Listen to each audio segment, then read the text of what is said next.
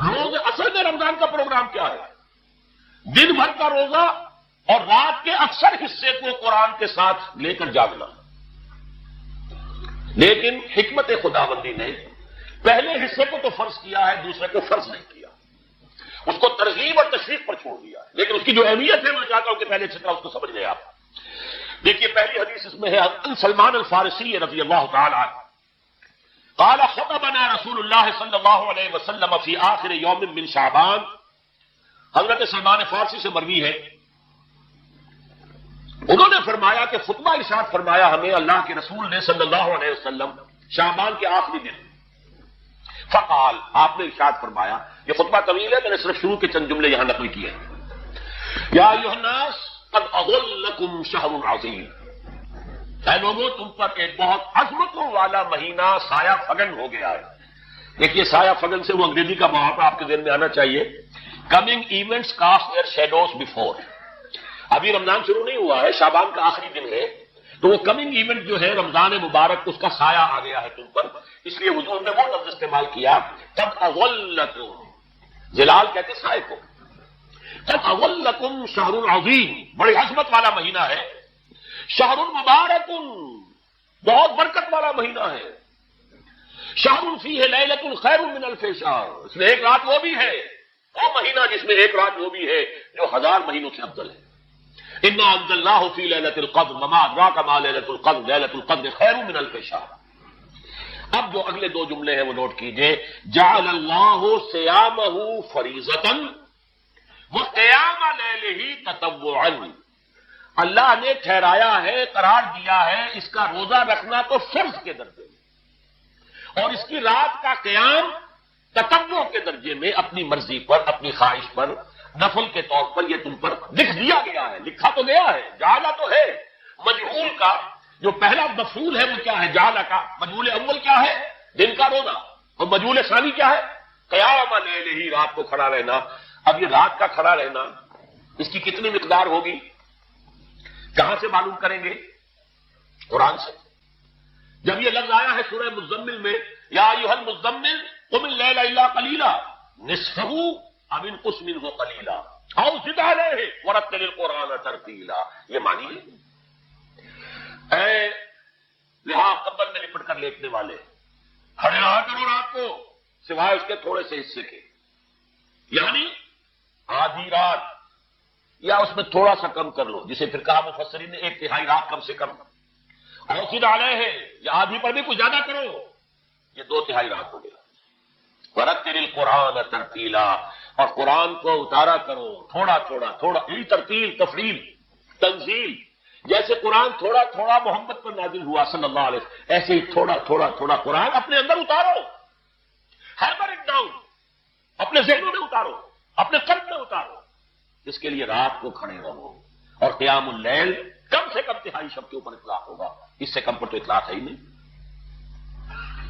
اگلی حدیث پڑھیے، اور یہ ہے جو عام طور پر ہر مسجد میں بھی آج کل خوب یہ گونج رہی ہوگی حدیث بیان ہوتی ہے، اس لیے کہ بخاری اور مسلم دونوں میں موجود ہے، متفق علیہ روایت ہے. اس سے اونچا تو درجہ سند کے اعتبار سے تو حدیث کا کوئی اور درجہ اس سے اونچا ہے نہیں. عن ابی ہریرہ رضی اللہ عنہ قال قال رسول اللہ صلی اللہ علیہ وسلم، حضرت ابو ہریرہ سے روایت ہے، آپ نے فرمایا کہ ہاں حضور نے ارشاد فرمایا من صام رمضان ایمانا واحتسابا غفر له ما تقدم من ذنبه، جس نے روزہ رکھا رمضان مبارک کے دوران اللہ پر یقین رکھتے ہوئے اور اس سے اجر و ثواب کے حاصل ہونے کی امید میں، اس کے تمام پچھلے گناہ معاف ہو جاتے ہیں. وَمَنْ قَامَ رَمَضَانَ ایمانا واحتسابا غفر له ما تقدم من ذنبه، اور جو کھڑا رہا رمضان کے دوران، کھڑا رہا ہے جیسے سامہ، میں نے شروع میں آپ سے عرض کر دیا تھا، یہ مصدر سامہ یصوم صوما قام یقوم قیاما. ومن قام رمضان، جو کھڑا رہا رمضان کے دوران، پورے رمضان کے دوران کھڑا رہا، ایمان و احتساب کی شرط پھر وہی ہے، غفر له ما تقدم من ذنبه، وہی اجر اس کا بھی ہے. ومن قام لیلۃ القدر ایمانا واحتسابا غفر له ما تقدم من ذنبه، اور جو خاص طور پر لیلۃ القدر میں کھڑا رہا ایمان اور احتساب کے ساتھ، اس کے بھی پچھلے گناہ معاف ہو گئے. اب یہ قامہ اور سامہ جیسے آ رہا ہے ایک دوسرے کے ساتھ پیرلل ہو کر، اس کو نوٹ کر لیں. من صام رمضان من قام رمضان، کیا یہ 1 گھنٹے کی تراویح جو ہے اس پر پوری اترتی ہے کہ نسبت خاک رابع عالم پاک کو تک تو اس میں ریشو پروپورشن جڑتی نہیں. اگلی حدیث بھی پڑھ لیجیے.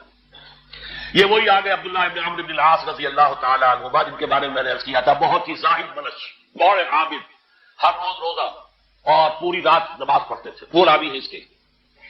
عن عبداللہ ابن عمرو رضی اللہ عنہما ان رسول اللہ صلی اللہ علیہ وسلم قال الصیام والقرآن یشفعان للعبد. روزہ اور قرآن دونوں بندے کے حق میں شفاعت کریں گے. یقول الصیام روزہ یہ کہے گا اے رب اے پروردگار انی منعتہ الطعام والشہوات بالنہار. میں نے تیرے اس بندے کو روکے رکھا کھانے پینے سے اور شہوت سے دن کے وقت. فشفینی تھی میری وجہ سے روکا رہا. یہ کھانے کو اچھے سے اچھے جو ہے وہ موجود تھے کھانے اور پینے کے لیے اعلیٰ سے اعلیٰ مشروب تھے. یہ روکا رہا میری وجہ سے کہ روزہ رکھا ہوا تھا.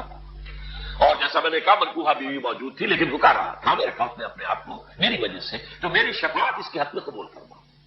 وہ یقول قرآن یہ کہے گا منعتہ النوم باللیل. میں نے اسے روکا رکھا رات کو سونے سے. فشفینی تھی تو پروردگار میری شفاعت اس کے حق میں قبول فرما. فیشفعان تو ان دونوں کی شفاعت قبول کی جائے گی. سوال یہ ہے کہ کیا روزہ 1 گھنٹے کا یا 2 گھنٹے کا ہے؟ تو یہ قیام جو ہے یہ 1 گھنٹے کا کیسے ہو گیا؟ تو میں نے پہلے کوشچن مارک آپ کے ذہن میں کھڑا کر دیا. اب جواب سنیے اس کا. جواب یہ ہے کہ اس کو اللہ تعالیٰ کی حکمت یہ تھی کہ اسے فرض نہ کیا جائے. اس کو معلوم ہے عالمان سیکون منکم مرضی وآخرون یضربون فی الارض یبتغون من فضل اللہ وآخرون. اللہ کے علم میں ہے میرے کچھ بندے ہوں گے بیچارے غریب مزدور دن بھر مشقت کریں گے محنت کریں گے تو روزہ ہی رکھ لیں بہت بڑی بات ہے. بہت بڑی بات. رات بھر کا قیام کیسے کریں گے؟ 2/3 رات کیسے کھڑے رہیں گے؟ آدھی شب کیسے ممکن ہے؟ لہٰذا فرض نہیں کیا. حضور نے بھی فرض نہیں کیا نہ اس کو آپ نے لازم کیا نہ اس کے لیے وہ زوردار جو لوگوں سے کہا کہ ضرور پڑھو چھوڑ دیا پڑھو. اور سب لوگ پڑھتے تھے اپنے طور پر. اب یہ کہ کوئی آدھی رات کھڑا ہے کوئی 1/3 رات ہے کوئی پوری رات ہے اللہ کے مقصد. لیکن 3 دن حضور نے یہ باجماعت نماز پڑھا دی لیکن پڑھائی ہے وہ تہجد کے وقت.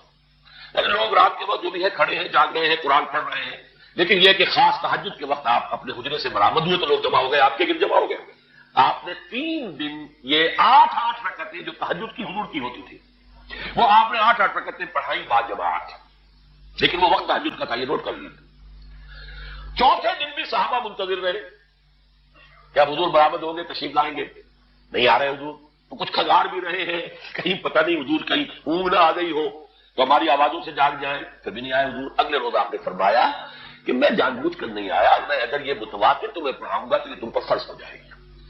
یہ ہے وہ رافت اور رحمت بالمومنین رؤوف الرحیم جو اللہ تعالیٰ کی شان ہے رحمان الرحیم ہونے کی. بالمومنین رؤوف الرحیم یہ محمد رسول اللہ ہے. تم پر یہ سختی جو ہے یہ تمہارے لیے قابل برداشت نہیں ہوگی. لہذا میں نے یہ 3 دن سے پڑھائی ہے. اگر مسلسل پڑھاتا تو فرض ہو جاتا.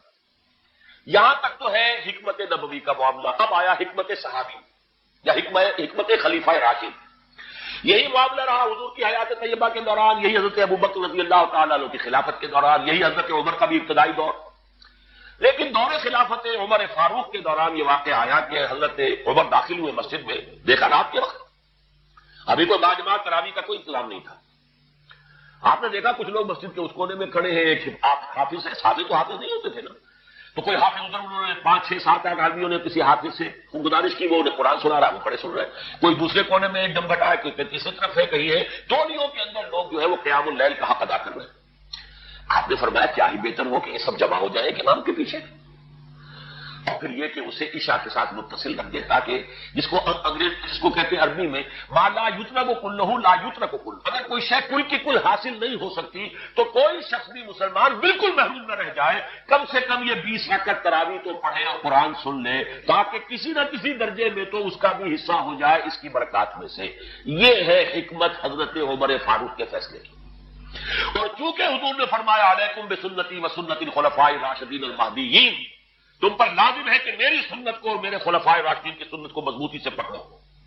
یہ وجہ ہے کہ فقہاء اربعہ جو ہیں ہمارے وہ سب کے سب اس کو واجب کے درجے میں رکھتے ہیں. اس لیے کہ یہ فیصلہ حضرت عمر کا ہے. عمر خلیفہ راشد ہیں رضی اللہ تعالی عنہ. لہذا یہ نظام بن گیا تراویح کا. اب میں اس کی نفی نہیں کر رہا لیکن جو شخص سمجھتا ہے کہ اس سے اصل حکمت اور غرض و غایت پوری ہو گئی وہ مغالطے میں مبتلا ہے. یہ تو علل اقل کم سے کم اس درجے میں کہ ہر مسلمان کم سے کم اس درجے تک جو ہے وہ کچھ نہ کچھ حظ حاصل کر ہی لے اور وہ اس سے محروم نہ ہو، بالکل ہی ما لا یدرک کلہ لا یدرک کلہ، اس درجے میں حضرت عمر کا فیصلہ ہے اور اسی کی وجہ سے ہمارے خلفاء، ہمارے جو ائمہ اربعہ انہوں نے قبول کیا ہے، اور یہی اس مسئلے کا حل ہو جائے گا۔ جو اہل حدیث حضرات اس کے اوپر جو ہے چیلنج بھی شائع کرتے ہیں، کوئی ثابت کر دے حضور سے 20 میں کہتے ہیں تو ہم اتنے لاکھ، ہم بھی کہتے ہیں کہ حضور سے ثابت نہیں ہے، کون کہتا دعویٰ ہے؟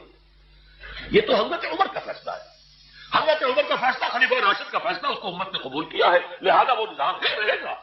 اور یہی جو ہے آپ کو معلوم ہے، حالانکہ یہاں اکثریت جو ہے وہاں پر وہ اہل حدیث حضرات کی ہے سعودی عرب میں، حرمین میں وہی 20 رکعت تراویح ہوتی ہے، اس لیے کہ وہ ان کا جو آفیشل مسلک ہے وہ مسلک کے حنبلی ہے، حنفی نہیں ہے، وہ حنبلی مسلک میں بھی یہی ہے، شافعی میں بھی یہی ہے، مالکی میں تو 36 تک کی روایتیں موجود ہیں، 36 رکعت، لیکن یہ ہے کہ یہ ہے وہ 20 رکعت تراویح کا معاملہ، اس کی نفی میری بات سے نہ سمجھ لیجیے گا، وہ ٹھیک ہے، حضرت عمر کا فیصلہ ہے۔ پھر یہ کہ یہ آسان ترین ہے کہ عشاء کے ساتھ ہی متصل پڑھ لی، اور آج تو ہماری نیند کا کوئی حصہ اس میں جاتا ہی نہیں، کون سوتا ہے اس سے پہلے سوال ہی پیدا نہیں ہوتا، لیکن یہ جو کہہ رہے ہیں کہ قرآن کہے گا میں نے اسے نیند سے روکے رکھا، اس کا حق کہاں ادا ہوا؟ اس کا حق تو ادا ہوگا کہ تہائی ورنہ نصف شب کے لگ بھگ آپ جاگے قرآن کے ساتھ۔ اب سمجھیے اس کی غرض و غایت کیا ہے۔ اگر قرآن رمضان کا یہ دوگنا پروگرام سامنے آ گیا، اصلاً جو مطلوب ہے دن بھر کا روزہ اور رات کے اکثر حصے کا کم سے کم نصف شب جو ہے اس میں جاگنا قرآن کے ساتھ، اب اس کی جو حکمت اور غرض و غایت ہے وہ بھی اب آپ 2 درجوں میں سمجھیے۔ رمضان کا اب 2 اچھا پروگرام، دن میں روزہ رکھو، اس روح کو مزمحل کرو، اس روح کو مزمحل کرو گے، اس میں جسم کو مزمحل کرو گے، حیوانی وجود کو، تو ہی اس روح کو کچھ ریلیف ملے گا۔ بھاری بوجھ کسی کے قدموں میں پڑا ہوا ہے، وہ کیسے اوپر اٹھے گا؟ ذرا اس کے نیچے جو وزن ہے، لنگر بھاری ہے، جہاز کا کیسے چلے گا؟ لنگر تو اٹھاؤ۔ تو اس طریقے سے وہ ذرا بوجھ سے اس کو تھوڑا سا ریلیف دو، رات میں کھڑے ہو جاؤ، اب اپنی روح پر نازل کرو اللہ کے کلام کو۔ تیرے ضمیر پہ جب تک نہ ہو نزول کتاب، گرہ کشا ہے نہ راضی نہ صاحب کشاف۔ اب یہ پھوار پڑ رہی ہے تمہارے اوپر، تمہارے اندر اس کو جذب ہونا چاہیے۔ اس سے کیا ہوگا؟ روح کو تقویت حاصل ہوگی۔ اس کو مثال سے پہلے سمجھا دوں، کوئی شخص پیاس سے مر رہا تھا، اس درجہ پیاسا تھا کہ اس کے اوپر بے ہوشی بھی طاری ہو گئی، کوئی شخص آیا، اس نے پہلے اس کو پانی کے چھینٹے دیے، کچھ ہوش میں آیا، اب اسے پانی کا کوئی کٹورا لگا دیا اس کے منہ سے، پانی کے ایک گھونٹ کی جو لذت اسے اس وقت محسوس ہوگی، کیا کبھی زندگی میں کسی کو محسوس ہو سکتی؟ یہ پانی کتنی بڑی قیمت ہے، قیمتی شے ہے، یہ تو اسی سے پوچھے جسے شخص پیاس لگی تھی اور پیاس کی وجہ سے بے ہوش ہو گیا، اسے پانی کا ایک گھونٹ، جیسے کہ آپ تصور کر سکتے ہیں پیاس سے کوئی مر رہا ہو بادشاہ، وہ اپنی پوری سلطنت دے دے گا، مجھے ایک کٹورا پانی دے دو، بابا لو سلطنت دے، جان سے جا رہا ہوں میں تو۔ اس وقت پانی کی قدر و قیمت معلوم ہوگی۔ آپ کی روح بے ہوش، آپ نے روزہ رکھ کر اسے کچھ تھوڑا سا ریلیف دیا، چھینٹے ڈالے، اب رات کو آپ نے یہ آب حیات، مام مبارکہ، دیکھیے مبارک کا لفظ 2 چیزوں کے ساتھ قرآن میں ہے، مام مبارکہ، بارش تو آسمان سے اترتی ہے، پانی مبارک ہے، برکت کہتے ہیں اسے ہے جو کسی شے کی مخفی جو قوتیں ہیں انہیں اجاگر کر کے باہر لے آئے، یہ برکت ہے۔ زمین کے اندر رویدگی ہے، بارش برسی، اندر سے نکل آیا۔ اسی طرح کتاب مبارک، یہ کتاب مبارک ہے، یہ کتاب مبارک ہے، یہ تمہارے اندر سے تمہاری سوئی ہوئی روح کو بیدار کر کے پھر اسے غذا دیتی ہے۔ اب جب وہ قرآن کو پڑھے گا یا اس کو قرآن اس کے اندر جائے گا، اسے معلوم ہوگا اس سے بڑی کوئی نعمت نہیں۔ یہ ہے شکر جو پیدا ہوگا اب اس کی گہرائی کے، اس کی دل کی گہرائیوں میں۔ شکر کے معنی کیا ہے؟ احسان کی قدر شناسی۔ شکر کو امام راغب نے 3 مرحلوں میں بیان کیا ہے۔ شکر بالقلب، پہلے تو آپ کو معلوم ہو جو نعمت کسی نے دی ہے کتنی بڑی ہے، یہ احساس نہیں ہے کسی بچے کے ہاتھ پہ آپ نے ہیرا رکھ دیا، اسے کیا پتا یہ ہیرا ہے یا یہ کوئی کانچ کا ٹکڑا ہے، وہ کیا کرے گا اس کی قدر؟ بلکہ ٹافی دیں گے تو وہ سمجھے گا کہ یہ زیادہ اچھی چیز دی ہے، مجھے اس پتھر کا میں نے کیا کرنا ہے، اس لیے تو معلوم ہی نہیں کہ یہ ہیرا ہے۔ جب تک کسی نعمت کی قدر و قیمت کا احساس نہ ہو، اس کے متناسب پروپورشنل شکر آپ کر ہی نہیں سکتے۔ پھر آپ کو زبان سے شکر ادا کرنا ہے، الحمدللہ الذی انزل علی عبدہ الکتاب، یہ زبان سے شکر ادا کیجیے۔ پھر اس کا شکر کا حق ادا کرنا ہے، اس نعمت کو استعمال کرنا ہے۔ اگر نعمت لا کے رکھ دی تو بھی یہ ناشکری ہے۔ کسی بچے کو لا کر کسی اس کے والد نے کتاب بھی بڑی عمدہ، اگر وہ بڑا مہذب بچہ ہے، تھینکس ڈیڈ یا ڈیڈی، اس نے شکریہ ادا کر لیا، پھر کتاب لا کے جو رکھی کبھی کھول کے دیکھا ہی نہیں، تو ناشکری کر رہا ہے شکر کر رہا ہے؟ زبان سے نے شکر ادا کیا تھا تو ناشکری کر رہا ہے، ناقدری کر رہا ہے، اس کو پڑھا ہی نہیں۔ قرآن کا شکر کیا ہوگا؟ وہ میرا کتاب کیا جو ہے مسلمانوں پر قرآن مجید کے حقوق، اگر وہ سمجھیں گے جو کہ میری اس پوری دعوت قرآنی کی جڑ اور بنیاد ہے۔ دو چھوٹے چھوٹے کتاب کے 167 میں لکھا تھا اسلام کی نشر ثانیہ کرنے کا اصل کام، یہ اسلام کی ریوائول کیسے ہوگی، اس کی شرط لازم کیا ہے، اصل کام کیا ہے۔ ہم نعرے لگانے پر آ گئے ہیں، جلوس نکالنے پر آ گئے ہیں، ہم یہ کر رہے ہیں، ہم وہ کر رہے ہیں، تلواریں بھی اٹھا لی ہیں، گولیاں بھی کھا رہے ہیں، جانے بھی دے رہے ہیں، اصل کام نہیں کر رہے۔ وہ اصل کام کیا ہے؟ یہ سن 67 کی میری تحریر ہے، اسلام کی نشر ثانیہ کرنے کا اصل کام۔ اور پھر سن 68 کی میری 2 تقریریں تھیں جب میں نے جمعے کا میں خود خطاب کیا تھا مسجد خضرا سمن آباد میں، مسلمانوں پر قرآن مجید کے حقوق۔ اس کو مانو جیسے کہ ماننے کا حق ہے، اس کو پڑھو جیسے کہ پڑھنے کا حق ہے، اس کو سمجھو جیسے کہ سمجھنے کا حق ہے، اس پر عمل کرو جیسے کہ عمل کا حق ہے، اور اسے 4 دانگے عالم میں پھیلاؤ۔ یہ تمہارے پاس امانت ہے محمد رسول اللہ صلی اللہ علیہ وسلم کی، بلغوا عنی ولو آیۃ، پہنچاؤ میری جانب سے ایک ہی آیت پہنچاؤ۔ کس نے فرمایا؟ محمد رسول اللہ۔ مفشو ہو، عام کرو، اسے پھیلاؤ۔ 5 حقوق ہیں مسلمان پر، لیکن یہ سارے حقوق کب ادا ہوں گے؟ جب قرآن کی نعمت کی قدر ہو جائے گی، معلوم ہو کہ یہ کوہ نور ہیرا ہے، یہ کوئی کانچ کا ٹکڑا نہیں ہے، کوہ نور ہیرا ہے، تب معلوم ہوگا اس کی کتنی حفاظت آپ کریں گے، جس نے دیا ہے اس کا کتنا شکر ادا کریں گے، پھر یہ کہ اسے کیسے سنبھال کر رکھیں گے۔ لیکن یہ کہ اگر قرآن کا شکر ہی نہیں ہے، قرآن کی خود کی نعمت کا احساس ہوا خیر مما یجمعون، یا ایھا الناس قد جاءتکم موعظۃ من ربکم وشفاء لما فی الصدور وہدی وبشریٰ للمؤمنین، ہدی ورحمۃ للمؤمنین، قل بفضل اللہ وبرحمتہ فبذلک فلیفرحوا هو خیر مما یجمعون۔ دنیا میں انسان جو کچھ جمع کرتا ہے، جائیداد، مال، دولت، ہیرے جواہرات، زیورات، اور کوئی اینٹیکس، کوئی جو ہے وہ ڈیکوریشن پیسز، جو کچھ، ان سب سے زیادہ قیمتی شے یہ قرآن ہے۔ لیکن اس کا احساس کب ہوگا؟ جب روح بیدار ہو جائے گی، جب وہ چکھے گی قرآن کو، جس کو میں کہا کرتا ہوں کہ ایمان حقیقی کیسے حاصل ہوتا ہے قرآن سے؟ جب قرآن کو سنتے ہوئے انسان جھوم جائے، اس کے اندر کوئی شے سمپیتھیٹک وائبریشن میں آ جائے، اسے کہے کہ ہاں یہی ہے، جہاں سے میں خود آیا ہوں وہیں سے یہ کلام آیا، جہاں سے میری روح آئی ہے وہیں سے یہ کلام آیا۔ اب یقین پیدا ہوا، اس کو اقبال نے کہا ہے باطنی تجربہ۔ ایک تجربہ وہ ہے جو ہم دیکھ رہے ہیں آنکھوں سے، سن رہے ہیں کانوں سے، چھو رہے ہیں اپنے ہاتھ سے، سونگھ رہے ہیں ناک سے، اور ٹیسٹ کر رہے ہیں اپنے جو ٹیسٹ بڈز ہیں منہ کے، یہ ہمارا ایکسٹرنل ایکسپیرینس ہے۔ لیکن ایک انٹرنل ایکسپیرینس ہے، ساری جو بحث اٹھائی علامہ اقبال نے ریکنسٹرکشن پر، اس کا بنیادی نقطہ یہ ہے کہ انٹرنل ایکسپیرینس بھی اس ایکسٹرنل ایکسپیرینس کی طرح بلکہ اس سے زیادہ بڑھ کر قابل اعتماد ہے۔ یہ ہے انٹرنل ایکسپیرینس۔ لعلکم تشکرون، تو یہ تو پہلی منزل طے ہوئی ہے ابھی، صوم رمضان، صیام و قیام رمضان کا پہلا حاصل کیا ہوگا؟ وَلَعَلَّكُمْ تَشْكُرُونَ، تاکہ تم اس قرآن کی عظمت سے واقف ہو جاؤ، تاکہ تمہیں اس پر اس کی جو وقت ہے، قدر و قیمت ہے، اس کا انتخاب ہو جائے۔ اب اگلا مرحلہ آئے گا، اب یہ روح کچھ توانا ہو کر، کچھ ہوش میں آ کر کدھر اس کی توجہ ہوگی؟ کل شیء یرجع الی اصلہ، ہر شے اپنی اصل جڑ کی طرف رجوع کرتی ہے۔ ہمارا حیوانی وجود زمین کی طرف جاتا ہے، یہ سورہ اعراف میں جو کہا بلعام بن باورا کے بارے میں، وَلَٰكِنَّهُ أَخْلَدَ إِلَى الْأَرْضِ، زمینی خواہشات ہی کے چکر میں آپ ہیں تو گویا کہ آپ زمین میں دسے جا رہے ہیں۔ روح بیدار ہوگی تو کدھر متوجہ ہوگی؟ اپنے مرکز کی طرف مائل پرواز کا حسن، بڑا پیارا مسئلہ ہے، اگلا مسئلہ میں نہیں پڑھتا، لیکن یہ کہ یہ اپنے مرکز کی طرف، اپنے منبع اور سرچشمے کی طرف، کہاں سے آئی یہ روح؟ امر ربی، یہ ادھر متوجہ ہو۔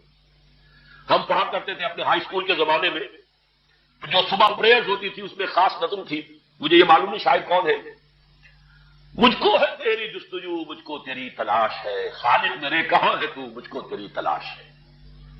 اب آپ دیکھیے پورے مذاہب کی تاریخ میں انسان کہاں کہاں گیا ہے خدا کو ڈھونڈنے کے لیے۔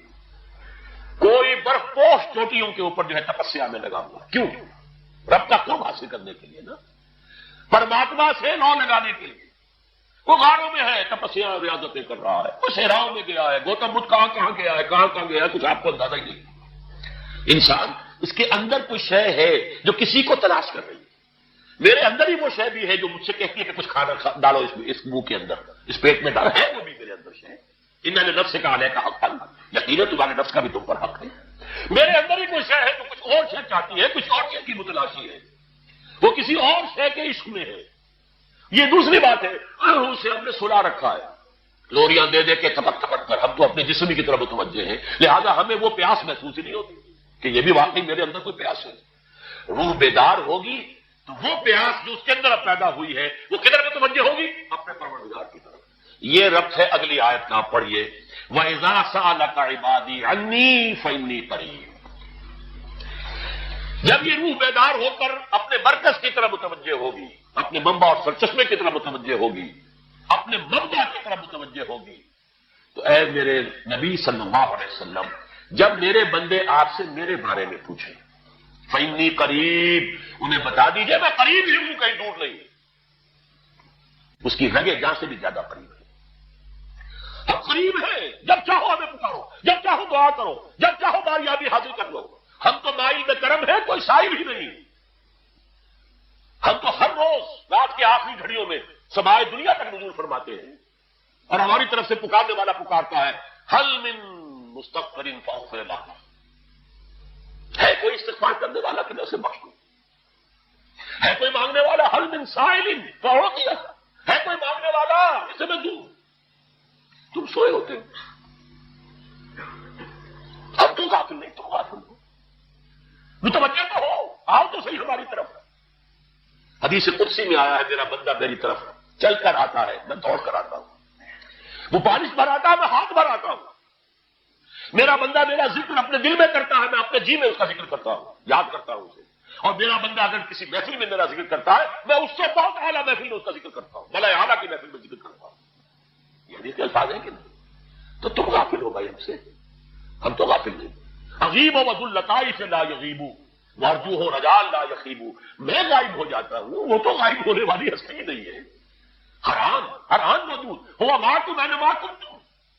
وَإِذَا سَأَلَكَ عِبَادِي عَنِّي فَإِنِّي قَرِيبٌ أُجِيبُ دَعْوَةَ الدَّاعِ إِذَا دَعَانِ فَلْيَسْتَجِيبُوا لِي۔ لیکن اب آئی بات اصل، یہ دو طرفہ بات ہوگی، مجھ سے دعا کرو، کسی وقت کی پابندی نہیں، کسی جگہ کی پابندی نہیں، ناپاکی کی حالت میں ہو تب بھی دعا کر سکتے ہو، میری کتاب کو ہاتھ مت لگانا، مجھ سے دعا کر سکتے ہو، دعا میں کوئی پابندی نہیں، لیٹے مانگو، بیٹھے مانگو، ناپاکی میں مانگو، پاکی میں مانگو، جب جب چاہو مانگو، دعا میں کوئی خلل نہیں، اور جہاں پکارو گے there and then I will listen to you and I will grant your prayers. اجیبو جو ہے، اجیبو دونوں مان، جواب دینا اور قبول کرنا، اجابت استجابت دونوں کا ایک ہی مفہوم ہے، جواب دینا اور قبول کرنا۔ اجیبو دعوت الداعی اذا دعان، میں تو ہر پکارنے والے کی پکار کو سنتا ہوں، قبول کرتا ہوں جب بھی وہ مجھے پکارتا ہے، لیکن فلیستجیبوا لی، میرا بھی تو کہنا مانو، چاہیے کہ یہ بھی میرا کہنا مانے، مجھ سے محبت کرے، مجھ سے لو لگائے، میرے دین کے لیے اپنے آپ کو وقف کرے۔ ان صلاتی و نسکی و محیای و مماتی للہ رب العالمین، میرے باغیوں کے خلاف بغاوت کرے، میرے دین کا جھنڈا اونچا کرے، یہ سارے احکام ہیں کہ نہیں قرآن میں؟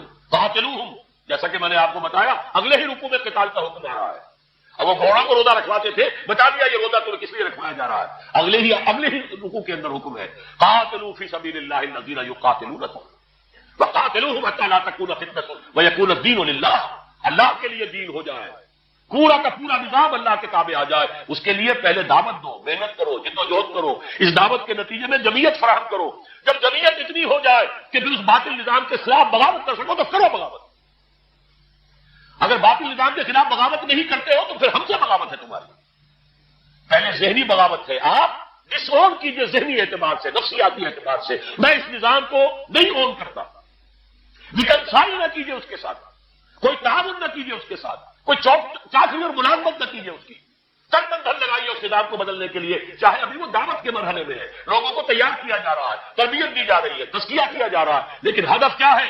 تاکہ اللہ کا دین غالب۔ فَلْيَسْتَجِيبُوا لِي، میرا بھی تو کہنا سنے اور مانے. میں جہاد کا حکم دیتا ہوں تو جہاد کریں، میں اقامت دین کا حکم دیتا ہوں اقیم الدین تو اس کے لیے کھڑے ہو جائیں، میں قتال کا حکم دوں تو قتال کریں. فَلْيَسْتَجِيبُوا لِي وَلْيُؤْمِنُوا بِي، اور مجھ پر ہی اپنا ایمان پختہ رکھیں، توکل کریں تو مجھ پر کریں، محبت کریں تو مجھ سے کریں، راضی رہیں تو میری تقدیر پر راضی رہیں. توکل ہو، راضی برضائے رب ہو، اطاعت ہو، جب تک یہ ساری چیزیں اللہ کے لیے نہ ہو جائیں. والذین آمنوا اشد حبا للہ، اصل میں تو مومن وہ ہوتے ہیں جو سب سے بڑھ کر شدید ترین محبت اللہ سے کرتے ہیں. قل ان کان آباؤکم وابناؤکم واخوانکم وازواجکم وعشیرتکم واموال اقترفتموها وتجارۃ تخشون کسادها ومساکن ترضونها احب الیکم من اللہ ورسولہ وجہاد فی سبیلہ فتربصوا حتی یاتی اللہ بامرہ واللہ لا یہدی القوم الفاسقین.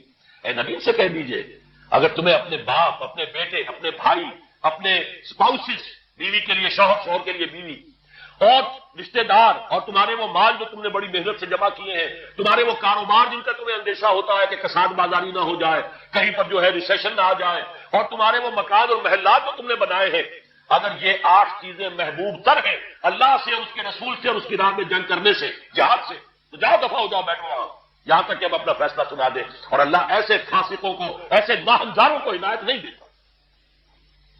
یہ ہے قرآن آیت نمبر 24 سورہ توبہ. فَلْيَسْتَجِيبُوا لِي وَلْيُؤْمِنُوا بِي لَعَلَّهُمْ يَرْشُدُونَ. اب وہ لفظ آ گیا رشد. دیکھیے پہلے آیا تھا لَعَلَّكُمْ تَتَّقُونَ، روزہ، مجرد روزہ تقویٰ پیدا کر دے گا، ضبط نفس. اور ضبط نفس بھی وہ جو حکم خداوندی کا تابع ہے. یہ روزے کی ریاضت ہے، روزے کی ریاضت کا حاصل. رمضان کے روزے کے ساتھ قیام اللیل کا دو گنا پروگرام، دن میں روزہ، رات کا قیام قرآن کے ساتھ. اس کا پہلا نتیجہ کیا ہے؟ لعلکم تشکرون، تاکہ قرآن کی عظمت منکشف ہو جائے، قرآن کی قدر و قیمت سے تم آگاہ ہو جاؤ، تمہیں معلوم ہو جائے کتنی بڑی دولت ہے جو اللہ نے دی ہے. اور آخری بات یہ، جب تمہاری روح بیدار ہو جائے گی، اپنے مالک کے ساتھ ہم کلام ہوگی. اسی کا نام دعا ہے.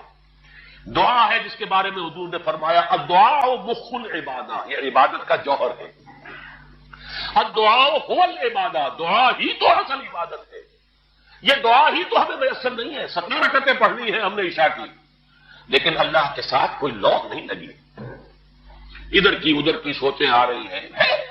17 رکعتیں پڑھی ہوں یا 7 پڑھی ہوں، 10 پڑھی ہوں، آپ کو اجر ملے گا، لیکن آپ کو دعا کی نصیب نہیں ہوئی. دعا کب ہوتی ہے؟ بقول اقبال، یہ جو میرے اندر ہے فائنائٹ ایگو، انائے صغیر، انا ہے، یہ چھوٹی سی انا ہے. اس انائے کبیر، اس انائے کبیر کے لیے سب سے بڑی جو مظہر آیت ہے قرآن مجید میں وہ سورہ طٰہٰ کی ہے. اننی انا اللہ لا الہ الا انا، میں ہوں وہ اللہ جس کے سوا کوئی الہ نہیں. اننی انا اللہ لا الہ الا انا، یہ ہے فاعبدنی واقم الصلاۃ علی ذکر. یہ انائے کبیر ہے، big finite ego, Allah the big انا، اور یہ چھوٹی سی انا ہے، انا میں. جب یہ انائے صغیر انائے کبیر کے روبرو آتی ہے، ہم کلام ہوتی ہے. یہ ہے دعا. اگر یہ جاگی ہی نہیں، بیدار ہوئی ہی نہیں، ہم کلام ہوئی ہی نہیں، تو وہ دعا تو حاصل نہیں ہوئی. مخ عبادت جو ہے، جوہر عبادت کا حاصل نہیں ہوا. ہاں ایک شکل ہے عبادت کی، مراسم عبودیت ہے، یہ اشکال ہے، رہ گئی رسم ادا، روح ملالی نہ رہی، فلسفہ رہ گیا، تلقین غزالی نہ رہی. ایک شکل ہے، تم نے کر لی، اجر ملے گا. آخر وقت نکالا ہے، آپ اللہ کے سامنے کھڑے ہوئے، اجر سے محنت کا جو اجرت وہ دے گا، لازم اس پر بھی دے گا. لیکن حقیقت صلاۃ کوئی اور شے ہے. اسی لیے کہا محمد رسول اللہ صلی اللہ علیہ وسلم الصلاۃ معراج المومنین، اہل ایمان کے لیے یہ معراج کے درجے کی شے ہے. معراج میں مکالمہ ہوا تھا نا، التحیات للہ والصلوات والطیبات، یہ حضور نے فرمایا. السلام علیکم ایھا النبی ورحمۃ اللہ وبرکاتہ، کس نے کہا؟ اللہ نے فرمایا. السلام علینا وعلی عباد اللہ الصالحین، حضور نے فرمایا اس سلامتی میں میں تمام اللہ کے نیک بندوں کو شامل کر رہا ہوں. سلامتی مجھ پر بھی ہو اور تمام اللہ کے نیک. یہ مکالمہ ہے، مخاطبہ ہے. جب تک یہ مکالمے اور مخاطبے کی شکل میں، اگر وہ انائے صغیر جاگی ہی نہیں، سوئی ہوئی ہے، بے ہوش ہے، پڑی ہوئی ہے، سسک رہی ہے یا مر چکی ہے، روح مر بھی جاتی ہے۔ جسم زندہ ہے، روح مر چکی ہے۔ جسم جان کے ساتھ زندہ ہے، حیوان انسان زندہ ہے، انسان مر چکا ہے۔ اس لیے قرآن کہتا ہے نبی یہ مردہ ہے، اموات غیر احیاء۔ یہ نہیں سنتے ہیں، یہ آپ کو سمجھتے ہیں آپ کہ یہ بڑے غور سے سن رہے ہیں، نہیں سن رہے ہیں، یہ تو مردہ ہے، روحانی طور پر مردہ ہے، ان کی روح مر چکی ہے۔ یہ تو حیوان رہ گیا زندہ صرف، یہ چلتے پھرتے مقبرے ہیں، یہ چلتے پھرتے تعزیے ہیں، اس کے سوا کچھ نہیں۔ یہ ابو جہل کون ہے اور ابو لہب کون ہے؟ یہ حیوان ابو جہل ہے اور حیوان ابو لہب ہے۔ ظاہر بات ہے کہ آنکھ تو کتے کی بھی ہے اور بلی کی بھی ہے اور کان کتے کی بھی ہے، بلی کے بھی ہے۔ کتا بھی دیکھ کر گاڑی آ رہی ہے تو اپنے آپ کو بچاتا ہے، تم نے بچا لیا تو کون سا بڑا کمال کیا۔ وہ اندر کا انسان مر چکا ہے۔